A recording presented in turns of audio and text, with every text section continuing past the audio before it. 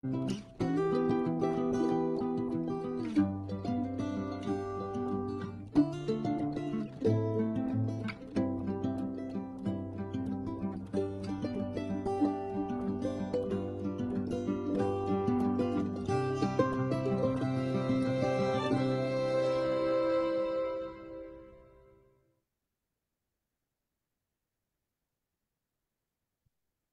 দর্শক শ্রোতা, আজ 7ই আগস্ট বৃহস্পতিবার।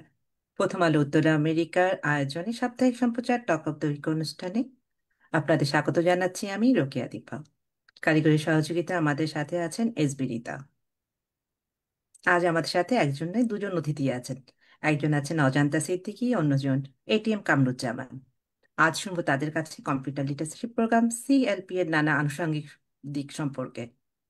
অজন্তা সিদ্দিকী এবং এটিএম কামরুজ্জামান, স্বাগতম আপনাদেরকে। কেমন আছেন আপনারা? ধন্যবাদ দীপা। ধন্যবাদ আমাদের দুজনকে সিএলপি সম্পর্কে কিছু বলার জন্য এই টক অফ দ্য উইকে আমন্ত্রণ আম, করার জন্য আমরা ধন্যবাদ খুব আপনাদেরকে আসবার জন্য। Thank you. প্রিয় দর্শক, প্রথম আলো ইউএস ফেসবুক পেজ লাইভ দেখা যাচ্ছে আজকের অনুষ্ঠানটি। আমাদের ওয়েবসাইট prothomalo.ny.com, আমাদের ইউটিউব চ্যানেল প্রথম আলো ইউএস শেয়ার করে সাবস্ক্রাইব করে আমাদের সঙ্গে রাখুন। আপনারাও সঙ্গে থাকুন। অতিথির কাছে যাওয়ার আগে একটু পরিচয় করিয়ে দিই। অজন্তা সিদ্দিকী স্বাস্থ্যসেবা ব্যবস্থাপনার অন্তর্গত হসপিস ফ্যাসিলিটির অধীনে ভলান্টিয়ার সার্ভিস পরিচালনার দায়িত্ব পালন করছেন। তিনি গত 21 বছর ধরে কম্পিউটার লিটারেসি প্রোগ্রাম সিএলপির সঙ্গে যুক্ত। বর্তমানে তিনি বাংলাদেশ এবং যুক্তরাষ্ট্র এই দুই দেশের সিএলপির প্রচার ও জনসংযোগ দলকে নেতৃত্ব দিচ্ছেন। মন্টক্লেয়ার স্টেট ইউনিভার্সিটি থেকে তিনি বিজনেস অ্যাডমিনিস্ট্রেশন স্নাতক ডিগ্রি অর্জন করেন এবং কলম্বিয়া ইউনিভার্সিটি থেকে higher and post secondary education অ্যাডমিশনে মাস্টার্স সম্পন্ন করেন। আমাদের সাথে আছেন এটিএম কামরুজ্জামান, একজন অভিজ্ঞ উন্নয়ন পেশাজীবী। তিনি শিক্ষা, প্রশিক্ষণ এবং প্রকল্প ব্যবস্থাপনায় 22 বছরের বেশি সময় ধরে কাজ করে আসছেন। বর্তমানে তিনি কম্পিউটার লিটারেসি প্রোগ্রাম সিএলপির সহ প্রতিষ্ঠান প্রোগ্রেস থ্রো ইনোভেশনের নির্বাহী পরিচালক হিসেবে দায়িত্ব পালন করছেন। তিনি 12 বছর ধরে তিনি সিএলপি ইউএস এর সাথে যুক্ত থেকে প্রযুক্তি নির্ভর শিক্ষার মাধ্যমে প্রান্তিক জনগোষ্ঠীকে ক্ষমতায়নে কাজ করে চলছেন। তিনি ডেভেলপমেন্ট স্টাডিজ ও স্নাতকের ডিগ্রি দাঁড়িয়ে অর্জন করেছেন। ফিরে যাচ্ছি অতিথিদের কাছে। প্রথমে জানতে চাবো অরঞ্জনতা সিদ্দিকীর কাছে, সিএলপির সঙ্গে 21 বছরের দীর্ঘ পথযাত্রা আপনার। দর্শকদের উদ্দেশ্যে এর কার্যকর সম্পর্কে একটু ধারণা দিলে উপকার হতো। ধন্যবাদ দীপা। শিল্পীর সাথে হ্যাঁ 21 বছরের সম্পর্ক, দীর্ঘ পথযাত্রা। আসলে এই ক্ষেত্রে বলা দরকার যে যিনি এটার উদ্যোক্তা ছিলেন বা প্রতিষ্ঠাতা ছিলেন মোহাম্মদ ফারুক। উনি এটা যেটা বলা হয় চ্যারিটি বিগিনস অ্যাট হোম। তো ওনার বাবা একজন শিক্ষাবিদ ছিলেন। উনি ভেবেছিলেন যে ওনাদের যে গ্রামের বাড়ি সেখানে দুটো কম্পিউটার দিয়ে গ্রামের ছেলে মেয়েদেরকে শেখাবেন, কম্পিউটার শেখাবেন, কারণ উনি নিজে একজন প্রকৌশলী। 21 বছর আগের ঘটনা। 21 বছর আগের ঘটনা। আমরা ফারুক আঙ্কেল বলেই ডাকি, কারণ আমি 31 বছরের জীবন নিউ জার্সি, তার মধ্যে 21 বছর সিএলপিতে। তো সেখান থেকে আসলে তারপরে আরো কিছু আমি বলবো যে সফল যারা প্রকৌশলী এবং বিজ্ঞান প্রযুক্তি বিদ্যার সঙ্গে জড়িত পেশাগতভাবে ছিলেন, তারা এটি সিএলপি কে কম্পিউটার প্রশিক্ষণ প্রকল্পকে নিয়ে এগিয়ে যান। এবং কিছু পরিসংখ্যান এখানে দিলে ভালো হয়। এই দীর্ঘ 21 বছরের যাত্রায় 309টি প্রশিক্ষণ কেন্দ্র 64টি জেলার 56টি জেলার মধ্যে স্থাপিত। প্রথমে শুরু হয়েছিল কতটি দিয়ে, প্রথম একদম শুরুর দিকে? একদম শুরুর দিকে তো তখন এখান থেকে কম্পিউটার আমরা পাঠাতাম, এবং ওই একটা দুটো গ্রামে যেত, হয়তো 10টা 15টা। আমার যতদূর ধারণা যে 10 15টা থেকে শুরু হয়, কারণ যে যার নিজস্ব গ্রামে প্রথমে এই প্রশিক্ষণ কেন্দ্রগুলো স্থাপন করার জন্য সেইগুলোকে স্পন্সর করেন, পৃষ্ঠপোষকতা করেন। তো ওইভাবে ধীরে ধীরে তারপর আরো অনেকে জড়িত হন, এবং এই কম্পিউটারকে প্রশিক্ষণ দেওয়ার যে শিক্ষক শিক্ষিকা তাদেরকেও তো সেই শিক্ষাটা নিতে হবে। তো সেখানে আছে প্রায় 604 জন শিক্ষক এই প্রশিক্ষণ কেন্দ্রের শিক্ষক শিক্ষিকা হিসেবে নিয়োজিত, এবং তাদের মধ্যে প্রায় 17শতাংশই নারী শিক্ষিকা। 1,57,000 ছাত্রছাত্রী, কম্পিউটার লিটারেসি প্রোগ্রামের মাধ্যমে শিক্ষাপ্রাপ্ত 2025 পরিসংখ্যান অনুযায়ী। এবং শুধু তাই নয়, এরপরে শুরু হয় স্মার্ট ক্লাসরুম, যেখানে মাল্টিমিডিয়া বা বহুমাত্রিক মাধ্যমের বিনোদনের মাধ্যমে বিভিন্ন রকমের ইন্টারঅ্যাক্টিভ প্রযুক্তিবিদ্যার মাধ্যমে ক্লাসরুমে শ্রেণীকক্ষে এই কম্পিউটার লিটারেসি শুরু হয়। আপনাকে কি এখান থেকে হয় নাকি বাংলাদেশ থেকেই করে? এটা বাংলাদেশ থেকেই হচ্ছে, এবং আচ্ছা। এখান থেকেও আমরা সেটাকে সাপোর্ট করছি, বিভিন্নভাবে সাহায্য করছি। তারপরে গ্লোবাল ক্লাসরুম। গ্লোবাল ক্লাসরুম হচ্ছে এখানকার আমাদের নতুন প্রজন্মের ছাত্রছাত্রী যারা বিদেশে থাকে, তারা কিভাবে সেই প্রত্যন্ত অঞ্চলের গ্রামের ছেলে মেয়েগুলোর সঙ্গে এই প্রযুক্তির মাধ্যমে কম্পিউটার লিটারেসি, মানে এই প্রোগ্রামের মাধ্যমে যোগাযোগ করে তাদেরকে শেখাচ্ছে, এবং কম্পিউটার শেখাচ্ছে, ইংরেজি বলা শেখাচ্ছে, বিভিন্ন রকমের শ্রেণীকক্ষের আরো অনেক রকমের বিষয় নিয়ে তারা আলাপ করছে আপনারা একজন যে একজনকে গ্রামগুলোতে চিনছে। যাচ্ছেন বা শিক্ষক বাচ্চাদের শেখাচ্ছেন, এই শিক্ষক স্টুডেন্টকে কিভাবে আপনারা খুঁজে বের করছেন? এটা তো আমাদের ওয়েবসাইট আছে। আর তারপরে এটা যেটা হয় যে কমিউনিটি, তুমি একটু আগে বললে যে কমিউনিটি থ্রুতে আমরা আমরা সবসময় এটাকে প্রচার করার চেষ্টা করি। 21 বছরে যেটা হয়, এটা তো প্রথমে একটা পারিবারিক জিনিস থেকে শুরু হয়, তারপরে আস্তে আস্তে পুরো সমাজ, দেশ সবকিছু ছাড়িয়ে যায়, এবং ঘর থেকে গ্রাম, গ্রাম থেকে গ্রাম গ্রামকে থেকে গ্রাম। গ্রাম এইভাবে ছড়ায়। এবং এখানে যারা, আমরা বাবা মারা, আমার 2 মেয়ে পড়াতো, আমার 2 মেয়ে ভলেন্টিয়ার করতো স্বেচ্ছাসেবী হিসাবে, প্রায় 11-12 বছর ওরা কাজ করেছে।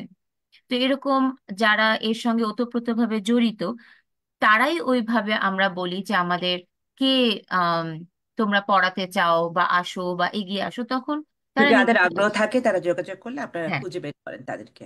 শুধু সেটা না, তারপর যেমন connect students around the world একটা আছে program, education through guided learning. তো এরকম করে প্রতি বছর, বছরের পর বছর কিছু না কিছু তৈরি হচ্ছে, প্রকল্প তৈরি হচ্ছে, প্রজেক্ট তৈরি হচ্ছে, লার্নিং স্কিলস তৈরি হচ্ছে। এইভাবেই সিএলপি এগিয়ে গেছে 21 বছর ধরে।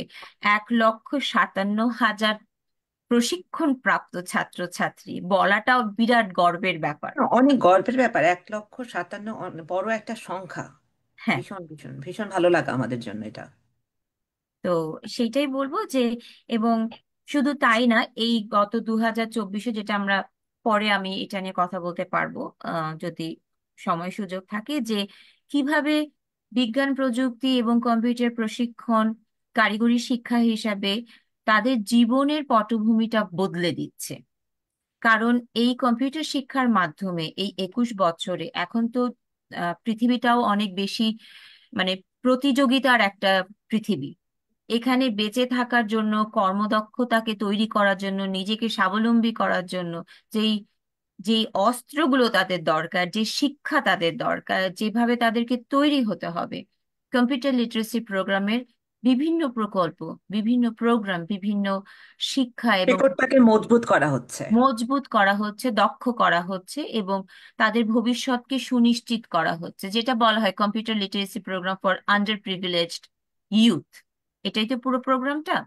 তো আন্ডার প্রিভিলেজ বলতে আমরা কি বুঝি? সুবিধা বঞ্চিত।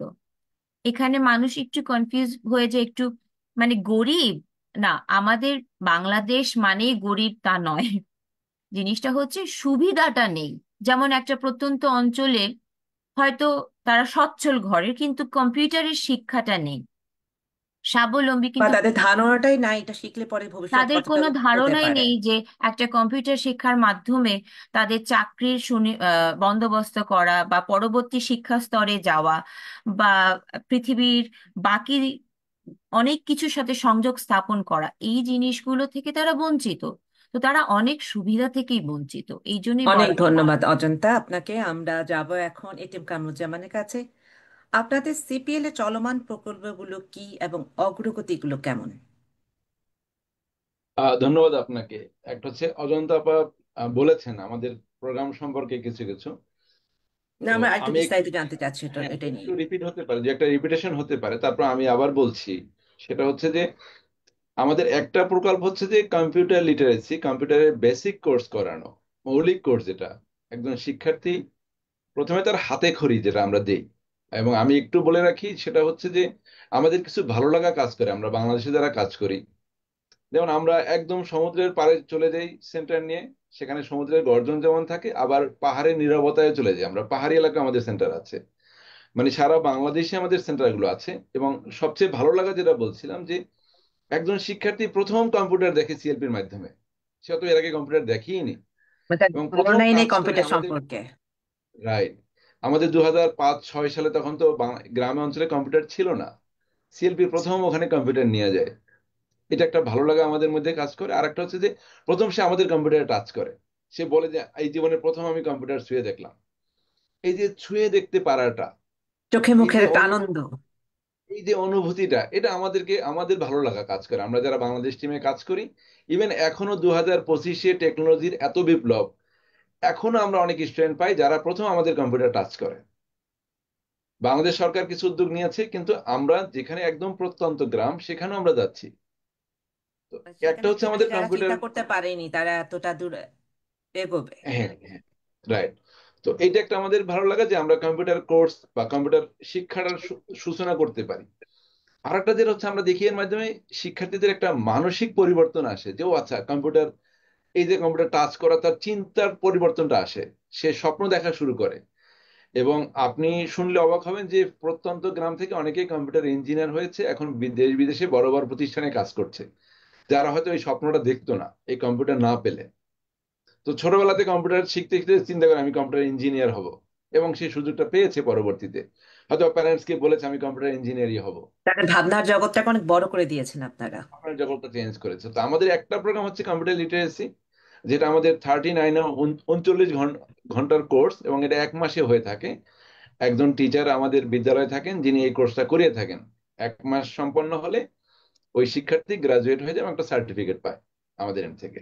এই একটা আমাদের কম্পোনেন্ট। সেকেন্ড কম্পোনেন্ট আপনার যেটা বললেন যে স্মার্ট ক্লাসরুম।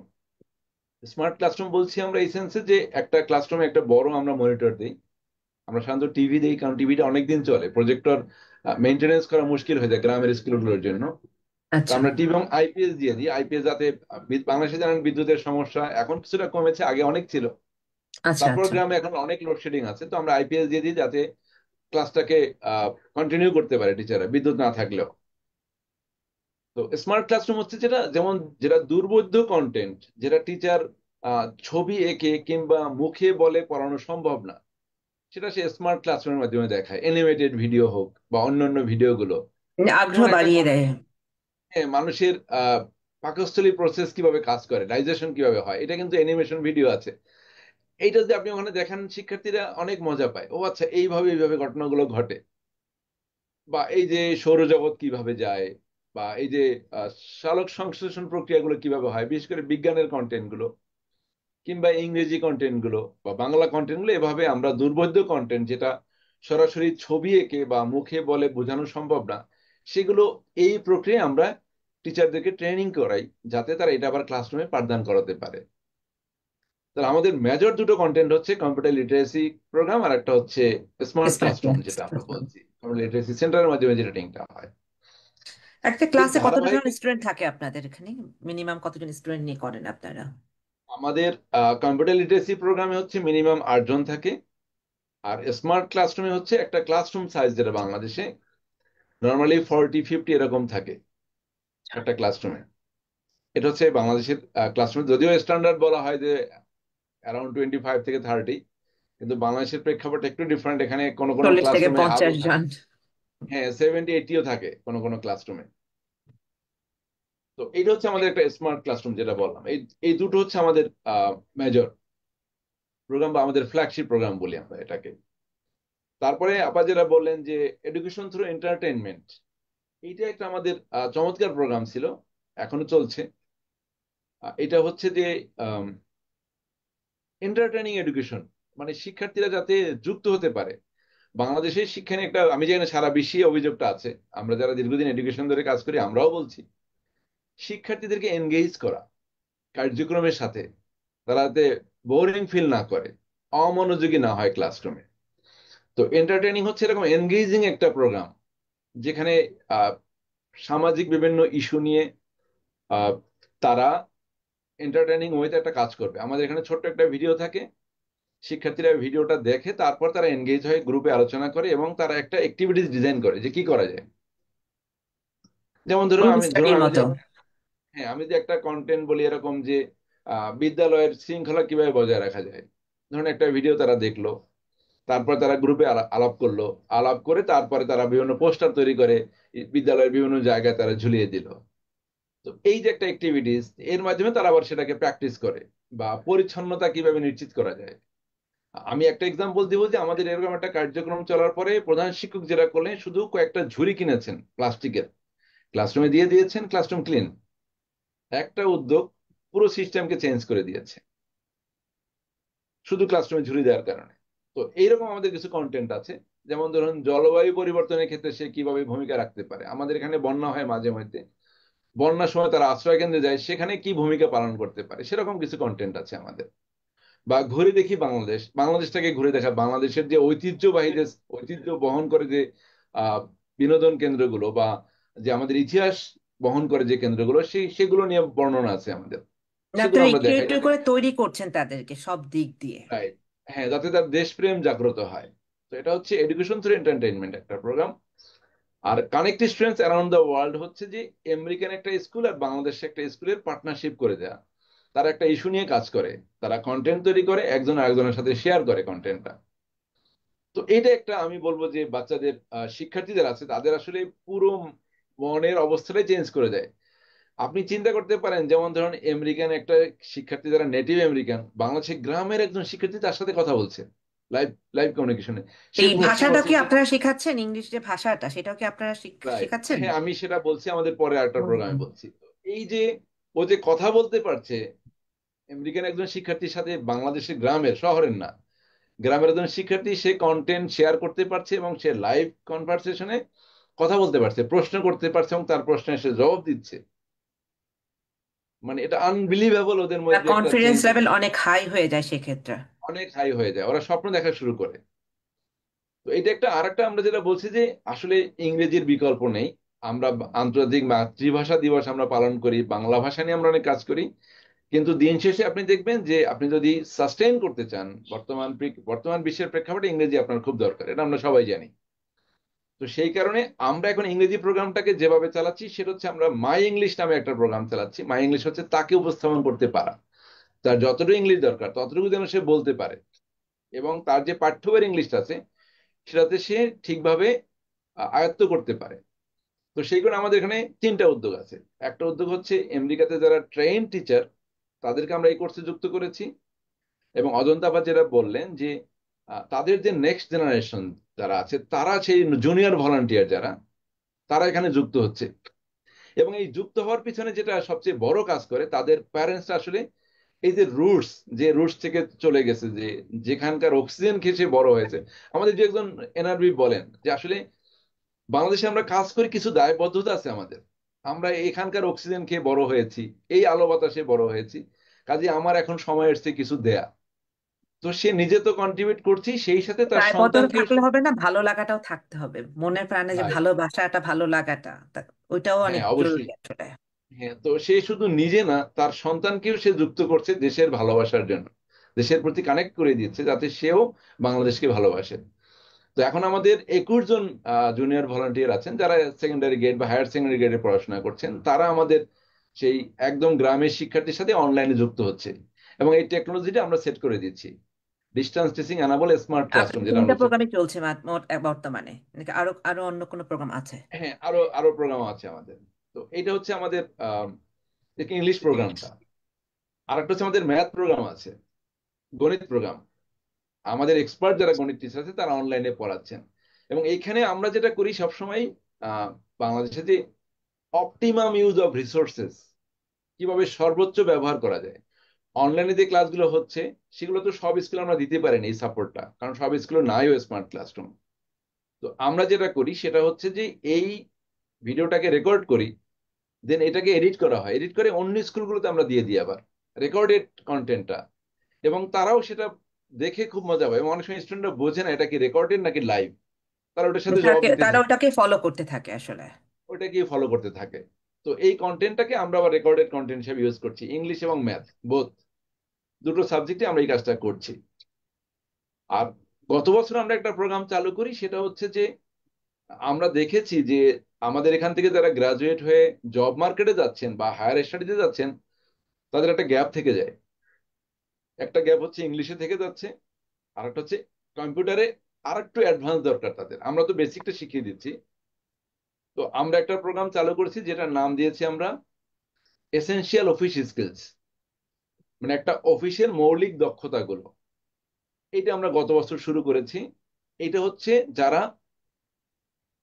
আপনার ধরুন অনার্স কমপ্লিট করেছে, জব মার্কেটে যাবে, যারা কোনো না কোনো চাকরিতে যাবে, তাদের জন্য এই কর্মসূচি আমরা চালু করেছি। এখানে আমাদের তথ্য প্রযুক্তি আছে, ইংরেজি আছে, এবং একটা জবের বেসিক যে জেনারিক যে স্কিলস গুলো দরকার হয়, যেমন ধরুন বিজনেস কমিউনিকেশন দরকার হয়, যেমন ধরুন অফিস এটিকেট তাকে প্র্যাকটিস করার দরকার হয়, সেখানে প্রফেশনাল এক্সেলেন্স যেগুলো আছে যে আমরা সেগুলো তার দরকার অ্যাডভান্সের হয়। দিকে যাচ্ছি, প্রথমে শিক্ষা, পর এখন অফিস রাইট, চাকরি পর্যন্ত নিয়ে যাচ্ছেন আপনারা, এই তো?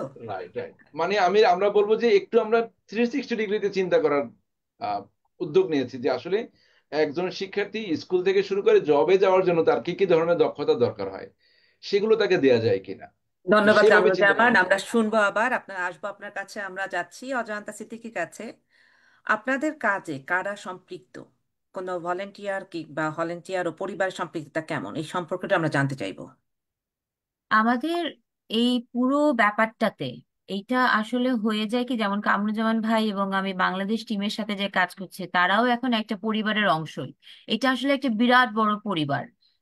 এবং সিএলপি যখন প্রথম নিউ জার্সিতে শুরু হয়, এটাতে আমি যা লক্ষ্য করি, এবং এখন আমার মেয়েরা, আমার পারিবারিক ভাবে আমি যেটা দেখি, বন্ধু বান্ধবের কাছ থেকে যেটা শুনি, যে এই বন্ধনটা যেটা তৈরি হয়েছে সিএলপির মাধ্যমে, এটা একটা অদ্ভুত সৃষ্টি সিএলপির। এবং সিএলপির থ্রুতে, এর মাধ্যমে আমরা যে স্বেচ্ছাসেবীদের পাই, যে একটু আগে কামরুজ্জামান ভাই বললেন যে মাধ্যমিক, উচ্চ মাধ্যমিক, বিশ্ববিদ্যালয়ে পড়া ছাত্রছাত্রীরা, তারা আসেন। এবং আমরা কারা সম্পৃক্ত? সম্পৃক্ত হচ্ছে বিভিন্ন প্রজন্মের মানুষ, বিভিন্ন পেশার মানুষ, এবং তাদের যেই জ্ঞান এবং তাদের যেই অভিজ্ঞতা, সেটা নিয়েই আসা মানুষ, যে যেভাবে পারছে তাদের সম্পূর্ণটা দিয়েই এই কম্পিউটার লিটারেসি প্রোগ্রামকে তারা সাহায্য করছেন এখন। প্রতিটা সদস্যের পরিবারের প্রতিটা মানুষ, পরিচিত মানুষ যারা এই পাঁচ, হ্যাঁ, সবাই এবং একসাথে। অপরিচিত, মানে এটা যেহেতু ওয়ার্ড অফ মাউথ, আমরা মৌখিকভাবে বিভিন্ন জায়গায় কথা ছড়াচ্ছেন, এবং আমরা সোশ্যাল মিডিয়ার মাধ্যমে বিভিন্ন প্ল্যাটফর্মে আমরা সিএলপি কে প্রচার করছি, চেষ্টা করছি মানুষের মধ্যে সচেতনতা তৈরি করতে, যে এত ভালো কাজ বাংলাদেশে হচ্ছে। বাংলাদেশের এই মানুষগুলো যারা প্রত্যন্ত অঞ্চলে, যারা কখনো কম্পিউটার ছুঁয়ে দেখার স্বপ্ন দেখেনি, আমরা স্বপ্ন দেখাতে সাহায্য করছি। সিএলপি তাদেরকে ভাবতে সাহায্য করছে, কর্মদক্ষ হয়ে স্বাবলম্বী করে তোলার জন্য তাদেরকে এক একটা পরিবারের পটভূমি পাল্টে যাচ্ছে। সেখানে যখন অপরিচিত মানুষও আসেন, এবং তারা সেখানে হয়তো, হ্যাঁ, তারা হয়তো একটা পরিকল্পনার পর্যায়ে তখন তারা অন্তর্ভুক্ত নন, কারণ ওটা বোর্ড করবে এবং আমরা যারা ভেতরে আছি তারা করে জিনিসটা এভাবে পরিচালনার মধ্যে কিন্তু তারা সেটার মধ্যে কোনো না কোনোভাবে সম্পৃক্ত হতে চান।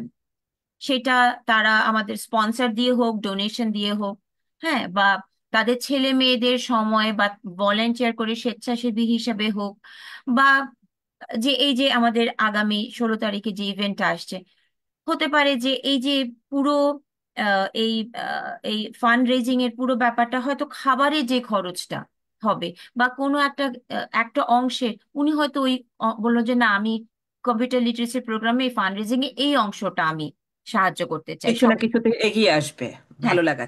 হ্যাঁ। আর এই যে বললাম যে, যেটা কামরুজ্জামান ভাইয়ের কথা সূত্র ধরে, যে কেন এটা ওনারা করে, কারা সম্পৃক্ত? যারা উচ্চ শিক্ষায় বিদেশে চলে এসেছেন শেকড় কেটে, এখানে আসার পরে অসামান্য পরিমাণের সফলতা পেয়েছেন, লব্ধপ্রতিষ্ঠ সবাই, কিন্তু দেশের জন্য কিছু করতে মন চায়, শেকড়ে ফিরে ফিরে তাদের যেতে মন টানটা। চায়, মনে হয় it's time to pay back. যে দেশে আমরা বড় হয়েছি, যেখানে যে মাটি আমার গায়ে লাগা, যে যে ভাষায় আমি এখনো কথা বলি। হ্যাঁ, বিদেশে এসেছি আমার আহ, জীবন যাপনের জন্য এবং সচ্ছল জীবন যাপনের জন্য, শিক্ষার জন্য, যে কারণেই হোক। এখন তো আমি স্ট্যাবলিশড, আমি স্বাবলম্বী, আমি অনেক কিছু অর্জন করেছি, কিন্তু এখন আমি কি করে আমার দেশকে ফেরত দেব?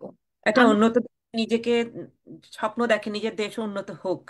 এবং হ্যাঁ, তারা তারা এখানে একটা বিরাট ব্যাপার আছে জানো দীপা, সেটা হচ্ছে যে তারা যেটা যেই কষ্টগুলো, যে চ্যালেঞ্জেস গুলো তারা এই জীবনে যেগুলো মুখোমুখি হয়েছে, তারা জানে যে কিভাবে সেটাকে সমাধান করা যায়। এবং এই কম্পিউটার প্রযুক্তিবিদ্যা এবং কম্পিউটারের প্রশিক্ষণের মাধ্যমে এখন দেশের সেই ছেলে মেয়েগুলোকে তারা সেই পথটা দেখাচ্ছেন। সেই কারণেই এই এসেনশিয়াল ওয়ার্কিং এবং এই যে ওয়ার্ক স্কিল সেট গুলো তৈরি করা, তাদের জীবনের একটা মানচিত্র তৈরি করা, তারা ওই জিনিসগুলোকে এখন সেখানে সমাপন করছেন এবং ওইভাবেই ধাপে ধাপে শিল্পী এগিয়ে যাচ্ছে। তো আমি বলবো যে এইভাবেই প্রতিটি মানুষ যারা শিল্পী সম্পর্কে জানেন, এবং আমাদের এখন প্রধান লক্ষ্য হচ্ছে মানুষের মধ্যে আরো সচেতনতা তৈরি করা, মানুষকে আরো জানানো, যুগের সাথে যুগোপযোগী হয়ে চলার জন্য যেই দক্ষতা দরকার, যেই কর্মক্ষমতা দরকার, যেভাবে নিজেকে পরিপূর্ণ করা দরকার, নিজেকে সমৃদ্ধ করা দরকার, শিল্পী এখন সার্বজনীনভাবে সেই চেষ্টা করে যাচ্ছে। 21 বছরের চেষ্টা আরো বাড়বে, আরো মানুষ আসবে, অনেক অনেক হ্যাঁ, ভালো কিছু হবে আমরা আশা করছি। আমরা যাচ্ছি এটিএম কামরুজ্জামান আপনার কাছে। জনগণের মধ্যে সচেতনতা ও অংশগ্রহণ বাড়ানোর জন্য কোনো কোনো পদক্ষেপ নিচ্ছেন আপনারা? ধন্যবাদ আপনাকে আবার।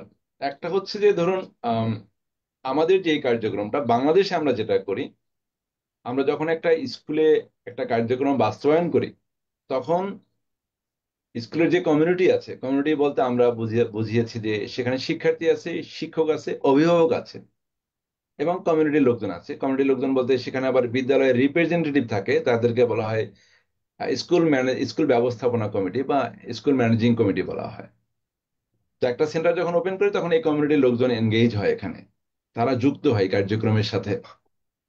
তো মানে এটা একটা শিক্ষার্থীরা তো পার্ট না, আপনারা নিজেরা চেষ্টা করেন সবাই থাকুক এখানে? রাইট। আমাদের যেমন স্কুলের যারা ব্যবস্থাপনা কমিটির চেয়ারম্যান, সে তো কমিউনিটির রিপ্রেজেন্টেটিভ থাকে সাধারণত, স্থানীয় চেয়ারম্যান থাকে অথবা সরকারি কর্মকর্তা থাকেন। যারা বিদ্যালয়ের ম্যানেজিং কমিটির চেয়ারম্যান হন, তিনি থাকেন, ম্যানেজিং কমিটির সদস্যরা থাকেন, এবং স্থানীয় জনপ্রতিনিধিরা থাকেন কখনো কখনো। যদি আমরা রাজনীতি একটু এড়িয়ে চলার চেষ্টা করি, বিশেষ করে শিক্ষাবিদরাও থাকেন ওপেনিং এ। এবং যারা ডোনেট করেন, আমরা সৌভাগ্য হয় কখনো কখনো ডোনারদের কোনো রিপ্রেজেন্টেটিভকে পাওয়ার, যখন আমরা ওপেন করি। তো কমিউনিটিকে আমরা এভাবে যুক্ত করি। এবং একটা অ্যাওয়ারনেস যেটা আমরা দিই সেটা হচ্ছে যে সেই ওপেনিং সিরিমনিতে সাধারণত তথ্য প্রযুক্তি কিভাবে তার জীবনকে পাল্টা দিতে পারে, তার স্বপ্ন বাস্তবায়নে সহায়তা করতে পারে, সেগুলো নিয়ে আলোচনা হয় এখানে। এবং আমাদের অভিভাবকদের অনেক সুন্দর সুন্দর কমেন্টস আছে। অনেক অভিভাবকদের কমেন্টস আমরা রেকর্ড করেছি। যেমন ধরুন, কেউ হয়তো বা ধানের মিলে কাজ করে, সে বলতে যে আমার আমার ছেলে এসে যখন বলে যে বাবা আমি কম্পিউটারে কাজ করি, আমার খুবই ভালো লাগে যে আমার তো আর কম্পিউটার কেনা দেওয়ার সামর্থ্য নাই।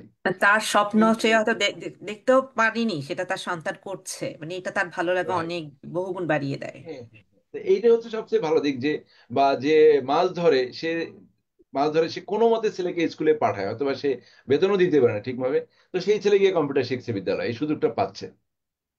তো এইটা হচ্ছে মানে এই যে এইটাই হচ্ছে মানুষের মধ্যে এক ধরনের অ্যাওয়ারনেস তৈরি হয় যে কম্পিউটার শিক্ষাটা দরকার। এবং অনেক সময় দেখা যায় যে বিদ্যালয়ে ধরুন অনেক স্টুডেন্ট, ল্যাব তো ছোট, সবাইকে তো একসাথে কোর্স করানো সম্ভব, অনেক স্টুডেন্ট সিরিয়ালে থাকে যে স্যার আমি কবে ভর্তি হবো এই কোর্সটাতে। তো এইটা ওদের আগ্রহটা তৈরি হয়, এই যে কবে ভর্তি হবো, কবে কম্পিউটারটা শিখবো, এই ধরনের আগ্রহ এটা তৈরি হয়। নির্দিষ্ট কোনো সময় আছে, 3 মাস 6 মাস এমন করে কি নির্দিষ্ট করা থাকে কোর্সগুলোর জন্য? আমাদের কোর্স হচ্ছে বছরে আমরা প্রতি মাসে এক ব্যাচ করে শান্ত হয়। আচ্ছা। তো আমরা বছরে যেমন যখন যখন এক্সাম টাইম থাকে বা বিভিন্ন বন্ধ থাকে, যেমন রমজান মাসে আমাদের বিদ্যালয়গুলো বন্ধ থাকে, ডিসেম্বরে বন্ধ থাকে সাধারণত এক্সাম সহ। তো এভারেজে আমাদের 9 থেকে 10 ব্যাচ ট্রেনিং হয় এক একটা বিদ্যালয়, এক একটা সেন্টারে। আচ্ছা। তো ধরুন মোট 60 থেকে 70 স্টুডেন্টস এখান থেকে গ্রাজুয়েট হয় বছরে। প্রতিটা সেন্টার থেকে।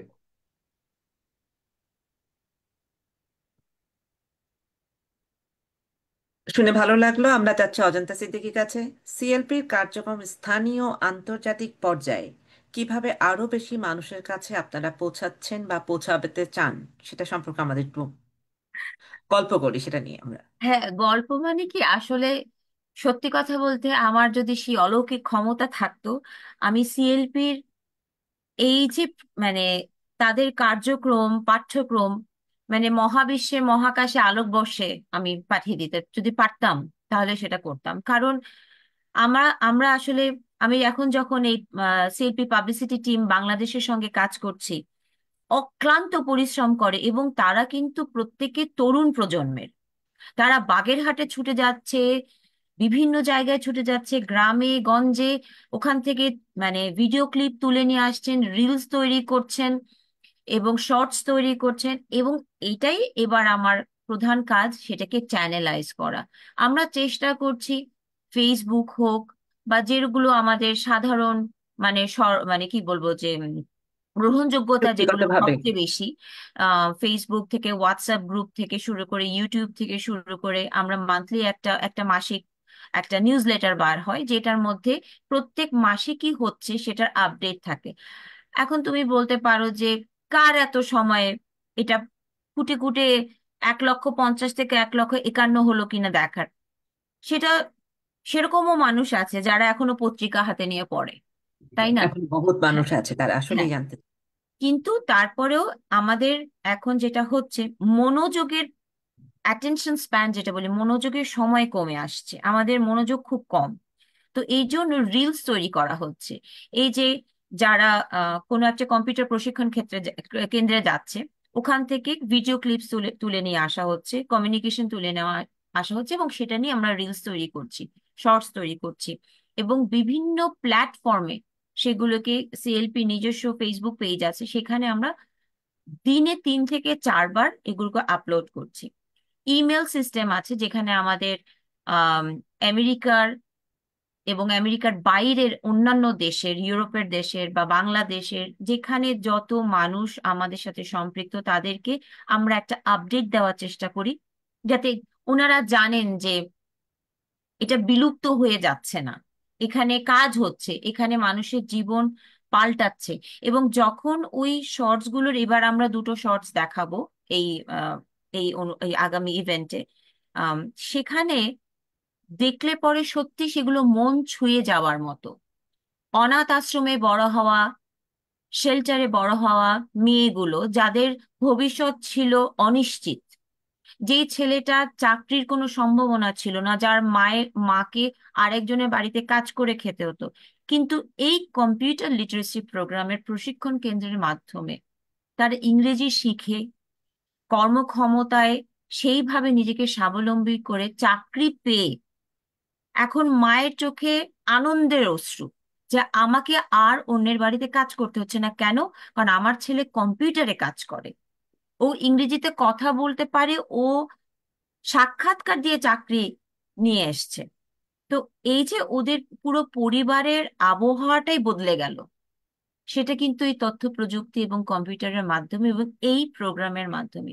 তো এটা এখন আমাদেরকে মানুষের কাছে ছড়াতে হবে, যাতে আরো মানুষ জানে, আরো মানুষ এটার মধ্যে এই যে শেকড়ে ফিরে যাওয়ার জন্য তারাও ভাবে যে আমরাও তো এটার একটা অংশ হতে পারি। আমরা এখন সেই চ্যানেলগুলো আমরা আরো বেশি ব্যবহার করছি, আমরা আরো বেশি উদ্যোগ নিচ্ছি, এবং যতটুকু সম্ভব, এই যে আজকে তোমার সঙ্গে যে এই যে টক অফ দ্য উইকে কথা বলছি, এটাও সেটার একটা অংশ, যে আমরা প্রথম আলোর মাধ্যমে, এটার মাধ্যমেও জানতে পারছে, অনেকে তোমার জানতে। মাধ্যমে, এবং আমরা এটা এখন আরো মানুষের মধ্যে ছড়িয়ে দেওয়ার, এটাও আমাদের একটা উদ্যোগ। খুব ভালো লাগলো শুনে। আপনাদের এগুলো সফল হোক। এটিএম কামরুজ্জামান, আপনার কাছে জানতে চাইবো, রোকেয়া সুচরিতা দিপা, আমি একটু জি এসবরিতা, হ্যাঁ, আমার আমাদের কিছু এসবরিতা আপনার এসছেন। কাছে জানার আছে। আমি শুনছিলাম আপনাদের কথা খুব মনোযোগ দিয়ে, এবং আমার ভালো যতটা আমি শুনেছি আগে রোকেয়া দিপার কাছে, এখন মনে হচ্ছে যে আমি আরো বিস্তারিত জানতে পারলাম। তো আমি একটু আপনার কাছে অজন্তা সিদ্দিকী একটু জানতে চাচ্ছি যে আপনাদের প্রোগ্রামটা যেটা আমার এটা খুবই অর্থবহ এবং আমার কাছে ভালো লাগছে এটা। স্টুডেন্টরা কিংবা যাদের প্রয়োজন এই দক্ষতা, কম্পিউটার সিস্টেম কিংবা কম্পিউটার লিটারেসিটা যাদের দরকার, ওরা কি আপনাদেরকে আহ, খুঁজে বের করেন, আপনারা ওদের খুঁজে বের করেন? কিংবা যেমন আজকের এই প্রোগ্রামটা দেখার পর অনেক অভিভাবক হয়তো বলতে পারেন যে আমার বাচ্চাটার এখানে দিতে চাচ্ছি, তো এটা আসলে কিভাবে ওরা আপনাদের সাথে যোগাযোগ করবে? এই যে পারস্পরিক একটা যোগাযোগ, হ্যাঁ, এখন এই অনুষ্ঠান দেখে যারা যোগাযোগ করবে, অবশ্যই তারা, কামরুজ্জামান ভাই তাদেরকে বলবেন যে কোন কোন জেলায় তারা অবস্থিত। এখন যদি ঢাকা হয় তাহলে ঢাকার কোন কোন স্কুলের সাথে তারা সম্পৃক্ত, আমরা সেখানে পৌঁছে যাব। এবং এটা যদি এখন হয় যে না, মফস্বলের একটা জায়গাতে যেখানে আশেপাশে কোনো কম্পিউটার লিটারেসি প্রোগ্রামের বা কোনো সেন্টার নেই, এখন বলতে পারে যে আমার এলাকায় তো এরকম কিছু নেই, তাহলে আমি কোথায় যাব, আমি এটা শিখতে চাই। আমাদের তখন পরবর্তী পদক্ষেপ হবে অতি সত্বর কোনো একটা স্কুলের সাথে যোগাযোগ করে, এবং সেই স্কুলে স্মার্ট ক্লাসরুমকে আমরা কিভাবে স্থাপিত করতে পারি, তাদের পুরো এই যে নির্বাহী কর্মকর্তা যারা, বা মানে যারা প্রশিক্ষণ দিবে, বা যাদের ওখানে প্রধান শিক্ষিকা শিক্ষক, আমরা তখন এই পুরো নেটওয়ার্কটাকে ইউটিলাইজ করব, করে আমরা অতি সত্বর চেষ্টা করব। এটা হচ্ছে কি টু ওয়ে রাস্তার মতো, মানে ছাত্রছাত্রীরাও আসেন, বাবা মাও আসেন।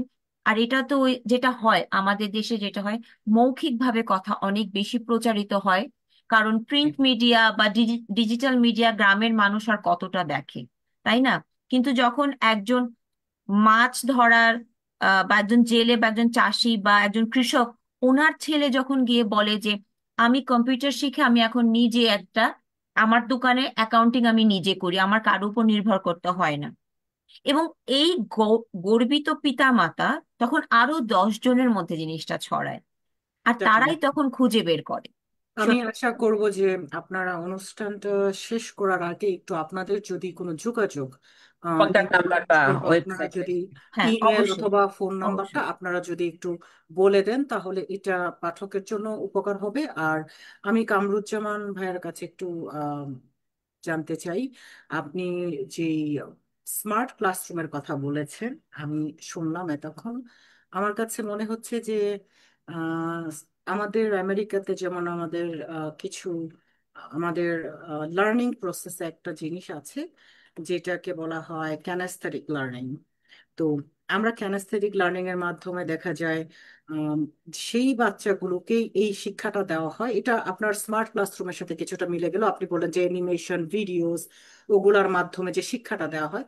তো ক্যানাস্থেটিক লার্নিং আমাদের স্কুলগুলোতে যেটা হয় সেটা হচ্ছে যে বাচ্চারা বিশেষ করে একটু দুর্বল, পড়াশোনায় থাকে না কেউ একটু দুর্বল, একটা সাবজেক্টে দুর্বল, মনোযোগে দুর্বল, তো ওই রকম কিছুটা পিছিয়ে থাকা বাচ্চা স্টুডেন্টদের জন্য তখন ক্যানেস্থেটিক লার্নিং আমরা শিক্ষাটা দিয়ে থাকি তাদেরকে।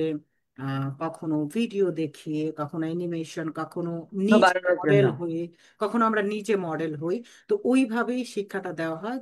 তো আপনার যে স্মার্ট ক্লাসরুমের কথাটা বললেন, ওইটাও কি আপনারা যখন করেন এইরকম কি আপনাদের বিবেচনায় নিয়ে করেন যে যারা সরাসরি পড়ে কিংবা মুখে বলে আম, কিংবা দেখে শিখতে তাদের একটু অসুবিধা হচ্ছে, তাদের জন্য কি ওই প্রোগ্রামটা যেটা আপনারা অ্যানিমেশন ভিডিওর মাধ্যমে করেন, নাকি এটা জেনারেল সবার জন্যই? ধন্যবাদ, একটা চমৎকার প্রশ্ন করেছেন আপনি। তো আমরা যেটা করি সাধারণত যে শুধু কাইনেস্থেটিক না, আমরা অডিটরি এবং ভিজুয়াল, আমরা এই থিওরিটাকে আমরা এভাবে উপস্থাপন করি যে ভিজুয়াল, অডিটরি এবং কাইনেস্থেটিক। রাইট। তো আমরা সাধারণত যেটা জানি যে শিক্ষার্থীদেরকে বৈশিষ্ট্য অনুযায়ী তিনটা আইটেমই খুবই এক্স্যাক্টলি। গুরুত্বপূর্ণ। রাইট। কেউ হয়তো অডিটরি লিড বাচ্চা, সে হয়তো গল্প শুনতে পছন্দ করে। রাইট। কেউ তো ভিজুয়ালটাকে বেশি পছন্দ করে, কেউ হয়তো রাইট। এনগেজ হতে পছন্দ করে। রাইট। তো আমরা যেটা করি, শিক্ষার্থীকে আমরা যখন ট্রেনিং প্রশিক্ষণ করাই তখন আমরা ডিজাইনটা এমন ভাবে করি যে কিছু থাকবে অডিও, অডিটরি, যেটা সে মুখে বলবে, সেটা গল্প আকারে হোক, কথা আকারে হোক। কিছু ভিজুয়াল হবে, কিছু সে দেখাবে, এবং কিছুতে এনগেজ করবে। সে যে দেখলো, সে যে শুনলো, সেটা আবার নিজেরা কাজ করবে। সেটা কখনো পেয়ার ওয়ার্ক হয়, পিয়ার ওয়ার্ক হয়, গ্রুপ ওয়ার্ক হয়। ইভেন আমরা জিগস টেকনিকও ব্যবহার করি বাংলাদেশে, যে যাতে প্রত্যেকটা স্টুডেন্টই তার লার্নিংটাকে লিড দিতে পারে। তার তো মানে এই আপনারা পদ্ধতিটা ভিজুয়াল, আমরা অডিটরি অ্যান্ড কিনেস্থেটিক এটাকে কম্বিনেশন করেই কাজটা কম্বিনেশন করেন করে আমরা সবার জন্য। শিক্ষার্থীদেরকে আমরা শিক্ষকদেরকে প্রশিক্ষণ করাই যাতে সে তিনটা একটা কম্বিনেশন নিয়ে ক্লাসরুমে যেতে পারে, যাতে ডেফিনেটলি। লার্নিংটা সাস্টেইন করে এবং তার যে অসংখ্য লার্নিং ধন্যবাদ। অবজেক্টিভস, যে লার্নিং আউটকাম নিয়ে সে ক্লাসরুমে এন্ট্রান্স দিল, সেটা যেন সে অ্যাচিভ করে আসতে পারে। এবং সাকসেস ক্রাইটেরিয়া, তার ক্লাসরুমের যে সাকসেস ক্রাইটেরিয়া, সেটা যেন সে দেখতে পারে, ইয়েস আমার ক্লাসটা সফল হয়েছে, কারণ আমার লার্নিং আউটকাম এটা ছিল এবং শিক্ষার্থীর রেসপন্স এটা করতে পেরেছে। সে যখন এনগেজ হচ্ছে সেটার মাধ্যমে অ্যাসেস হয়ে যাচ্ছে। এক্স্যাক্টলি। আমার এইটাই আমি একটু জানতে চাচ্ছিলাম, এবং আমার মনে হচ্ছে যে এই দর্শকরা আজকে, আমাদের দর্শক শ্রোতারা, অভিভাবকরা যারা দেখছেন নিউ ইয়র্ক থেকে, বাংলাদেশ থেকে, বিভিন্ন জায়গা থেকে, আমি বলবো যে আপনারা ভিডিওটা আরেকবার আপনারা তাদের কথা শুনবেন, আমাদের লাইভ শেষ হওয়ার পরও আরেকবার শুনবেন। এবং আমার মনে হয় যে ওনারা যেই লার্নিং প্রসেসটা যেইভাবে নিচ্ছে, দিস ইজ ডেফিনেটলি উন্নত দেশগুলোর যে উন্নত শিক্ষা ব্যবস্থা, সেই সেই সেই একটা ধারাবাহিকতা আমি এটার মধ্যে দেখছি। আমাদের যে উনি যে আমাদের ভিজুয়াল, অডিটরি এবং ক্যানেস্থেটিক লার্নিং এর যে কম্বিনেশনটার কথা বললো, হ্যাঁ, আমরা এটাই ক্লাসে করে থাকি। এবং আমার মনে হচ্ছে যে যদি বাংলাদেশের প্রতিটা শিক্ষা প্রতিষ্ঠানে, শিক্ষা ব্যবস্থা কিংবা স্কুলগুলোতে, সরকারি বেসরকারি স্কুলগুলোতে যদি ঠিক এই প্রসেসে যেটা আপনারা করছেন, যদি এইভাবে শিক্ষা দানগুলো করা হতো, শিক্ষা কি বলে এটাকে, শিক্ষা জ্ঞানের কিংবা বিতরণের যে ব্যবস্থাটা করা হতো, আমার মনে হয় যে বাংলাদেশের শিক্ষা ব্যবস্থা অনেকটা উন্নত হয়ে যেত। So I really appreciate it.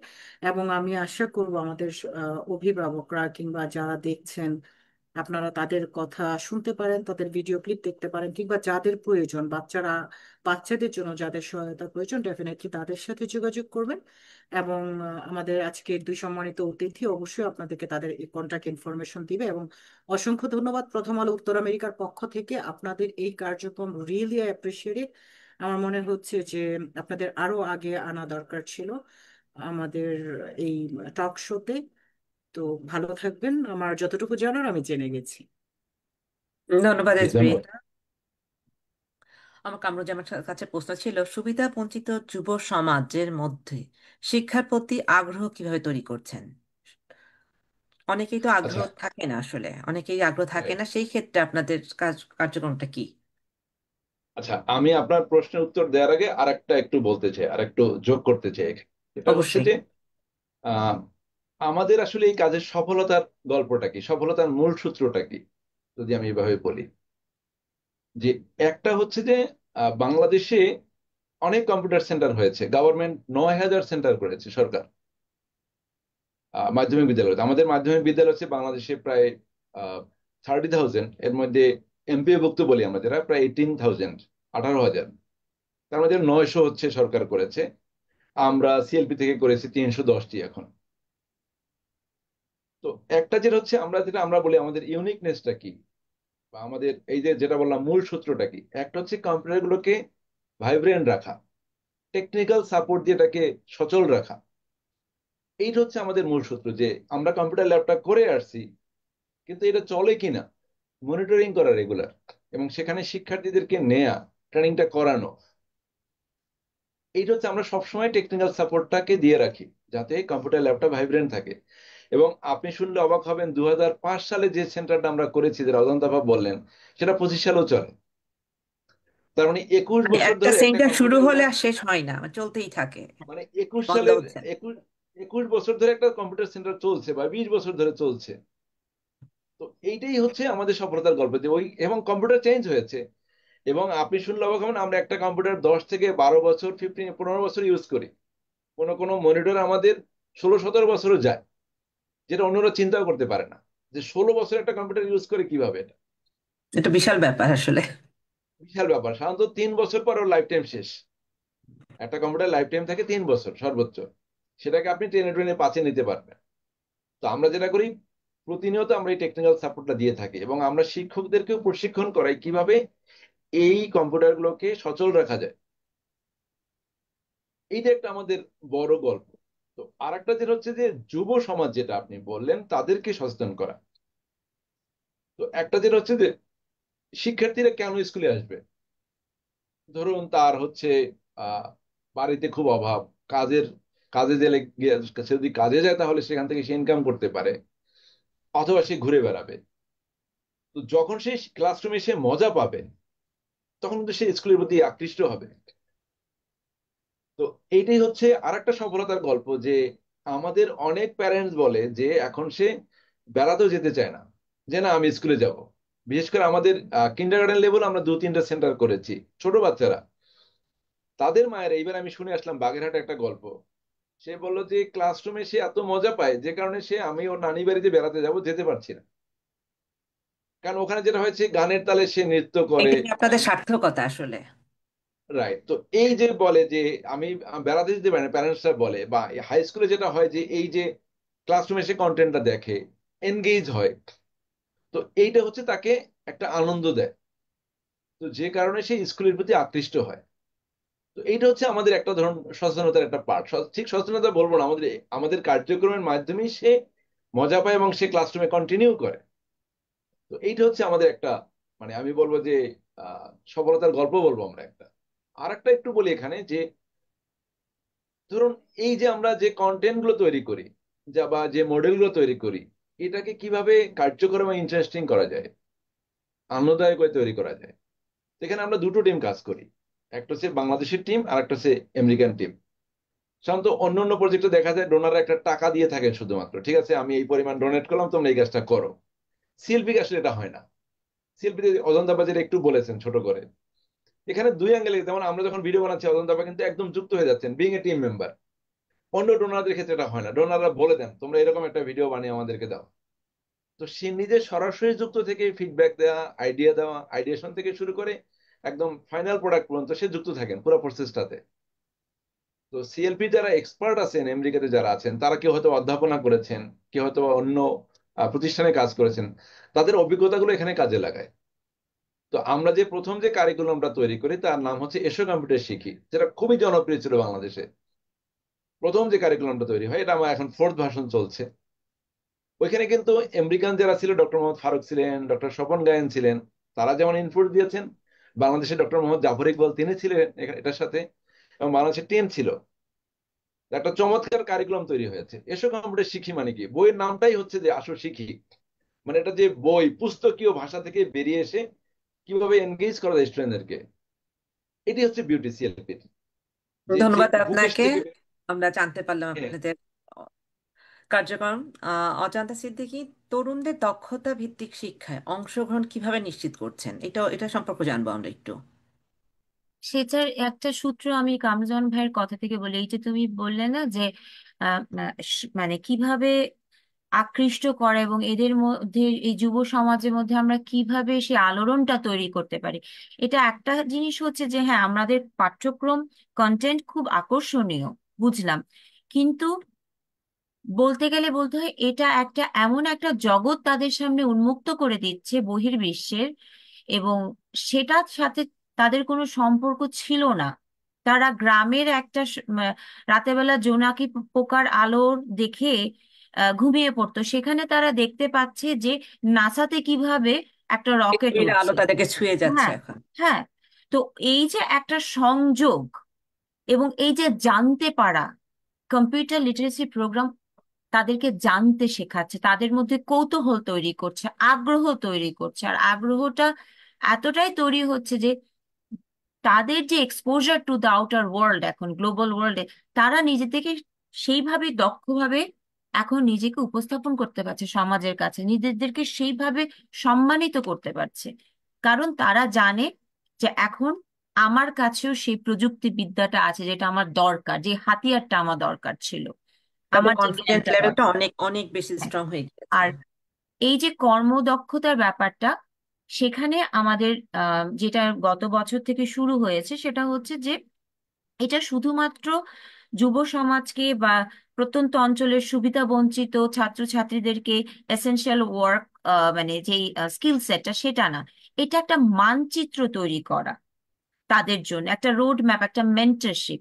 সেখানে তারা সাক্ষাৎকারে কিভাবে নিখুঁত ইংরেজি বলবে এবং বলে তারা সক্ষম হবে ওই চাকরিটা পাওয়ার জন্য, এবং শুধু চাকরির জন্য তারা চাকরি করবে না, এই চাকরিটা নিয়ে পেশাগতভাবে তারা কোথায় যাচ্ছে ভবিষ্যতে, তারা কি এরা সমস্তটা প্রত্যাশা জানবে আগে। করছে, প্রত্যাশা করছে। প্লাস শুধু সেটা না, সেখানে তারা সমস্যা হলে পরে সেটাকে সমাধান করার সেই দক্ষতাগুলো শিখছে, সেই স্কিল সেটটা তারা শিখছে। তারা জানে একটা কনফ্লিক্ট হলে, একটা কাজের জায়গাতে বা কোনো একটা ক্ষেত্রে যদি আমার এরকম একটা সমস্যার সম্মুখীন হই, আমি সেটাকে কিভাবে প্রফেশনালি আমি সেটাকে মানে আমি হ্যান্ডেল করতে পারবো। হ্যান্ডেল এই করতে পারবে। শিক্ষাটাও তাদেরকে দেওয়া হচ্ছে। এবং এই বিভিন্ন ক্ষেত্রে, শুধু সেটা না, যেমন তারা জানে যে পজিটিভ অ্যাটিটিউড, আমরা বিদেশে জানি পজিটিভ অ্যাটিটিউড কি, বাংলাদেশে পজিটিভ, কারণ এত দারিদ্রতা চারিদিকে, এত প্রশ্ন চারিদিকে, এত কষ্ট চারিদিকে, সেখানে কোনো একটা পজিটিভ মাইন্ডসেট রাখা খুব একটু কষ্টকর। কঠিন। হ্যাঁ। তো এই যুগে, এই প্রতিযোগিতার ভিত্তিক যুগে তাদেরকে সেইভাবে তাদের মনোবৃত্তিকে গঠন করা, তাদেরকে নিজেকে সমৃদ্ধ করা, কনফিডেন্স করে তোলা। হ্যাঁ, এই যে নিজের মধ্যে আত্মবিশ্বাস তৈরি করা যে আমিও পারি, কারণ আমারও আছে। তো এইভাবেই এই যুব সমাজকে কর্মদক্ষতা দিয়ে এবং তাদেরকে বিভিন্ন রকম উপাদান দিয়ে, শুধুমাত্র ইংরেজি বলা বা হ্যাঁ তুমি ইন্টারভিউতে সময় মতো পৌঁছাবে বা তুমি স্যুট পরে যাবে বা তোমার পোশাক পরিচ্ছদ কেমন হবে, শিষ্টাচার কেমন হবে, অভিব্যক্তি কেমন হবে, শুধু সেটা না, তার জীবনের পুরো পরিচ্ছদ, অভিব্যক্তির মানচিত্রটা পাল্টে যাচ্ছে। ধন্যবাদ অজন্তা। আমরা অনুষ্ঠানে একেবারে শেষের দিকে আছি। আমরা এটিএম কামরুজ্জামান কাছে জানতে চাইবো, বর্তমান সময়ে শিক্ষা ব্যবস্থায় চ্যাট জিপিটি বা এআই টুলস নিয়ে আপনাদের ভাবনা কি? আপনি খুবই চমৎকার এবং রিলেভেন্ট একটা প্রশ্ন করেছেন। তো আমি যদি বলি এভাবে যে আসলে একজন শিক্ষার্থী ধরুন গ্রেড 6-এ পড়ে, 7-এ পড়ে, তার কম্পিউটার শেখাটা কেন দরকার? একটা তো আমরা বলছি যে তার একটা ড্রিম তৈরি হবে। আরেকটা হচ্ছে যে আপনি দেখবেন যে শিক্ষার্থীদের অনেক কোয়ারিজ থাকে, অনেক প্রশ্ন থাকে, অনেক স্টুডেন্ট থাকে বিভিন্ন প্রশ্ন করতে চায়, জানতে চায়, বইয়ের বাইরের প্রশ্ন করতে চায়। তো অনেক সময় আমাদের শিক্ষকরা সেই প্রশ্নের জবাবগুলো দিতে পারেন না। তো যখন ইন্টারনেট কানেক্টিভিটিটা হয়ে যায়, তখন সে এই প্রশ্নগুলোর উত্তর খুঁজে পায়। সহজ সে হয় গুগলে উত্তরগুলো সার্চ খুঁজে করতে পেতে। পারে। হ্যাঁ, উত্তরগুলো সরাসরি খুঁজে পায় সে, যে আসলে আমি যে প্রশ্নটা করেছিলাম, গুগল ম্যাপসে গেলে সে তার বাংলাদেশকে দেখতে পারে, কোথায় কি আছে, কোন নদী আছে, কি আছে না আছে, সবকিছু দেখতে পারে, যেটা তোমার শিক্ষকও ওইভাবে ক্লাসরুমে বোঝানো সম্ভব না তার কাছে। তো আমাদের এইটা হচ্ছে একটা মূল জায়গা, যে শিক্ষার্থীদের যে জানার আগ্রহ, সেইটাকে সহায়তা করা। তো আমরা এখন যেটা করছি সেটা খুবই গুরুত্বপূর্ণ একটা কাজ করছি আমরা দুটো দিকই। একটা হচ্ছে তাদের যেমন এনকারেজ করছি যে তোমরা এই তথ্য প্রযুক্তি ব্যবহার করে তোমাদের শিক্ষাটাকে এগিয়ে নিয়ে যাও, জানার ক্ষেত্রটাকে বাড়িয়ে নিয়ে যাও, এটা যেমন বলছি, ঠিক একইভাবে আমরা সচেতন করছি যেন এটার অপব্যবহার না হয়। চ্যাট জিপিটিতে একটা কন্টেন্ট যেন কপি করে পেস্ট করে না দিয়ে দেয়, সেটা আমরা বলছি। তার মেধাকে যে নিজের ব্যবহার যেন করা হয়। মেধাকে যেন ব্যবহার করা হয়, এটা আমরা সব জায়গায় বলছি যে চ্যাট জিপিটি হচ্ছে আমাকে সহায়তা করবে জানার ক্ষেত্রে, কিন্তু আমি যেন সেটার ব্যবহারটা আবার ভুল ব্যবহার না করে ফেলি। আমার একটা রিসার্চ করা দরকার, আমি যেন কপি পেস্ট করে না দিয়ে দিই, সেটা আমরা জেনে শুনে শেখাচ্ছি। জেনে বুঝে দেই, এটাই। হ্যাঁ, আর একটা হচ্ছে যে এখন তারা সামাজিক যোগাযোগ মাধ্যমে তো সবাই আছে কম বেশি।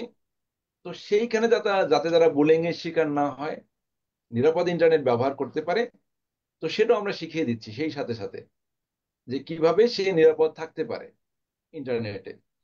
আচ্ছা, এইটা একটা প্রশ্ন উত্তর গেল। আমি একটু অ্যাড করতে চাই এখানে, ওভারঅল সিএলপি হয়তো সময় শেষ হয়ে যাচ্ছে।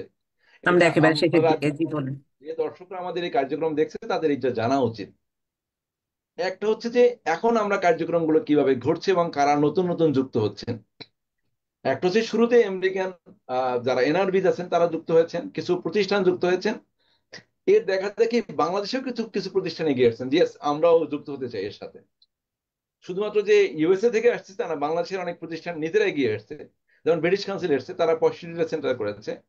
ব্যাংক এসে এসছে, স্ট্যান্ডার্ড চার্টার্ড ব্যাংক আছে, এবং বর্তমানে পূবালী ব্যাংক তারাও সেন্টারে সাপোর্ট করছে, যে ঠিক আছে পূবালী ব্যাংকের 2টা সেন্টার করতে চাই আমরা। তো এটা একটা হচ্ছে। আর একটা হচ্ছে যে সাথে যারা ভালো এনআরবি, ভালো কিছু ধরুন আশা যারা করা আপনার যায়। এই এই এই যে অনুষ্ঠানটা দেখে যারা বলবে যে yes, আমরা কন্ট্রিবিউট করতে চাই, তাদের জন্য আমাদের বলা হচ্ছে যে ধরুন কেউ একটা সেন্টার স্পন্সর করতে চায়, তার জন্য আমরা বলছি যে 3000 ইউএসডি হলে সে একটা সেন্টার এস্টাবলিশ করতে পারে। সেটা হচ্ছে কম্পিউটার লিটারেসি সেন্টার, যেখানে 4টা কম্পিউটার থাকবে, প্রিন্টার থাকবে, শিক্ষক প্রশিক্ষণ থাকবে এবং 1 বছরের সাপোর্ট প্রোগ্রাম থাকবে, এবং প্রায় 70 জন শিক্ষার্থী গ্রাজুয়েট হবে প্রতি বছর। তো $3000 যদি সে ডোনেট করে তাহলে একটা সেন্টার সে করতে পারে তার স্কুলে। খরচ কিন্তু আর একটু বেশি হয়। এই বাকি খরচটা হচ্ছে সিএলপির যে জেনারেল ডোনেশন আছেন, যেমন ধরুন আপনি আছেন, আপনি বলেন ঠিক আছে আমি আমি একটা সেন্টার করবো না, বাট আমি এই কজের জন্য আমি $100 দিতে চাই, এরকম অনেকে কন্ট্রিবিউট করে। তো সেখান থেকে আবার ওই ডোনারও সাপোর্ট পান, তিনি হয়তো বা 2/3 দিয়ে থাকেন, 1/3 ওখান থেকে আসে। আবার আমাদের ইয়ারলি একটা মেনটেনেন্স কস্ট আছে, যে আমরা 1 বছর হয়ে গেলে দেন আবার এটাকে নেক্সট ইয়ারে নিতে গেলে ডোনারকে $300 দিতে হয়, এটার খরচ হয় প্রায় $600। তো সেখানে কিন্তু ডোনার দিচ্ছেন বা স্পন্সর যিনি তিনি দিচ্ছেন $300, বাকি $300 কিন্তু সিএলপি কন্ট্রিবিউট করছে, তার যে জেনারেল ফান্ড আছে সেখান থেকে সে কন্ট্রিবিউট করছে। হ্যাঁ, ধন্যবাদ এইখানে তো কামরুজ্জামান। আমরা আরো বিস্তারিত হ্যাঁ শুনবো, জানবো। এই জন্য আপনাদের যারা দর্শক দেখছেন তাদেরকে আপনাদের কন্ট্যাক্ট নাম্বার, ইমেল অ্যাড্রেস দিয়ে রাখবেন, যাতে তারা আপনাদের সাথে যোগাযোগ করে বিস্তারিত জানতে পারে। আমরা একেবারে হ্যাঁ, অনুষ্ঠান শেষে আমি চলে একটু এসেছি। আমি একটু বলি শুধু, এখানে আমাদের একটা ওয়েবসাইট আছে, clpweb.org, clpweb.org।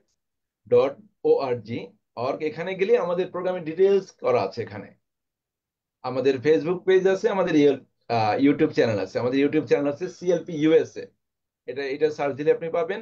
ফেসবুক আছে কম্পিউটার লিটারেসি প্রোগ্রাম ইউএসএ, এগুলো হচ্ছে আমাদের ধন্যবাদ ফেসবুক পেজ। আর আপনাদেরকে। আমাদের ওয়েবসাইটে আমাদের কন্ট্যাক্ট অ্যাড্রেস দেওয়া আছে, contact number, mailing address, everything দেয়ার।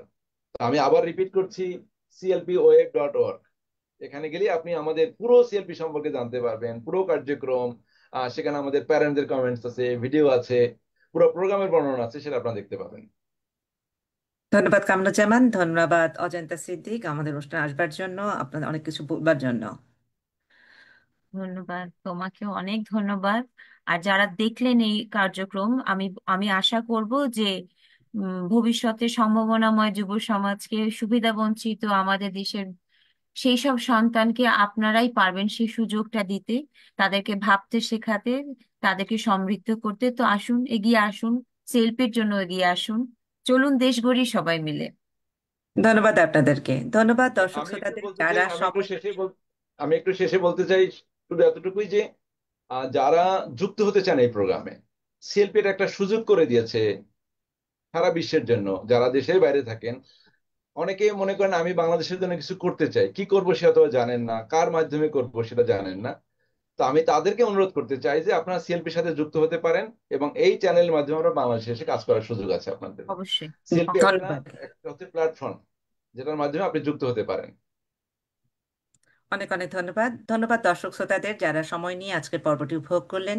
আমাদের অনুষ্ঠান শেষের দিকে আগামী পর্বে আবারও কোনো নতুন অতিথি, নতুন বিষয় নিয়ে আবারও ফিরবো আপনাদের কাছে। সে প্রত্যাশায় সবাইকে জানাই শুভেচ্ছা, শুভরাত্রি।